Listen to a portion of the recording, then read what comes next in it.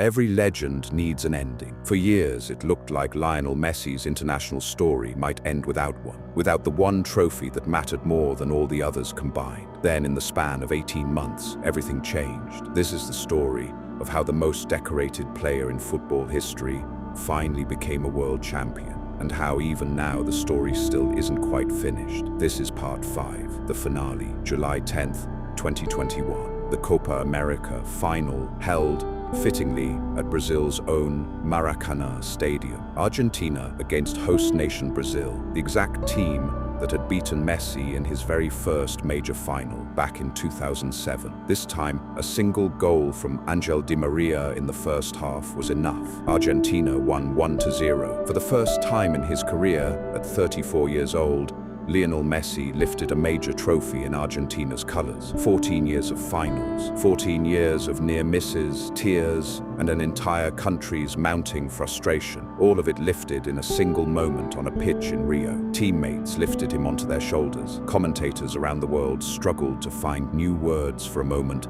that had been building for over a decade. It wasn't the World Cup, but it was proof the curse could actually be broken. 18 months later, in November 2022, Messi arrived in Qatar for what he'd already said publicly would be his final World Cup. He was 35 years old, playing in his 5th World Cup, in a competition that has historically punished players well past their physical peak. Nobody could have scripted what actually happened next. A group stage loss to Saudi Arabia in the tournament's opening match, one of the biggest upsets in World Cup history that left Argentina's entire campaign in doubt before it had barely begun. From that low point, Argentina won every single match that followed. December 18th, 2022, the World Cup final, Argentina against France, and France's own generational talent, Kylian Mbappé, the very player who'd ended Argentina's World Cup 4 years earlier. Messi scored first, from the penalty spot. Argentina led 2-0 with barely 20 minutes left. Then Mbappé alone dragged France back into the match with 2 goals in under 2 minutes, forcing extra time. In extra time, Messi scored again, his 2nd goal of the final, only for Mbappé to complete a hat-trick moments later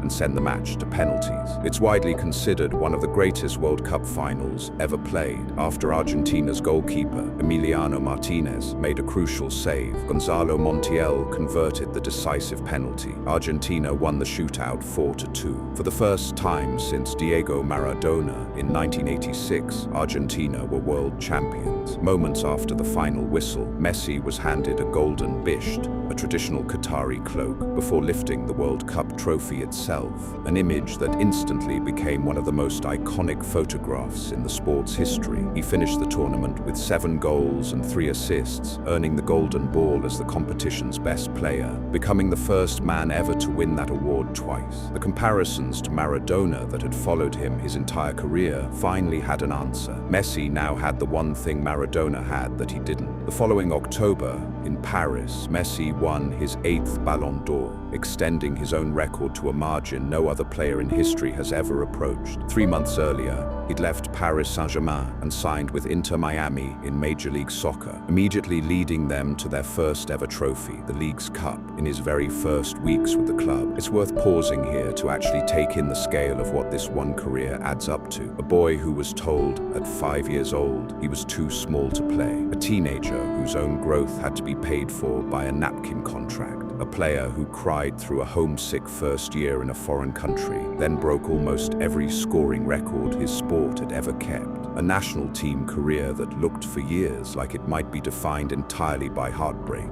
until it wasn't. 8 Ballon d'Or, a World Cup, a Copa América, records that may never be broken, at clubs and in a country that will be telling this story for generations. Whatever you believe about the greatest of all time debate, Maradona, Pelé, Cristiano Ronaldo, Messi, this much is hard to argue. Nobody else's career reads quite like a 5-part story, with this complete an arc, from a boy who might not have grown past 5 feet tall to a world champion holding the one trophy that had eluded him his entire life. On July 19, 2026, at MetLife Stadium in New Jersey, Lionel Messi played what is very likely the last World Cup match of his career. Argentina had entered the tournament trying to become the first team ever to win 4 straight major trophies. Spain had other plans. The final itself was tense and mostly goalless, Argentina's defense holding firm behind a heroic performance from goalkeeper Emiliano Martinez. But in the second half of extra time, down to 10 men after a sending off, Argentina finally cracked. Substitute Ferran Torres scored the only goal of the match. Spain were world champions for the second time. Messi didn't get the storybook ending. He stood on the pitch in tears,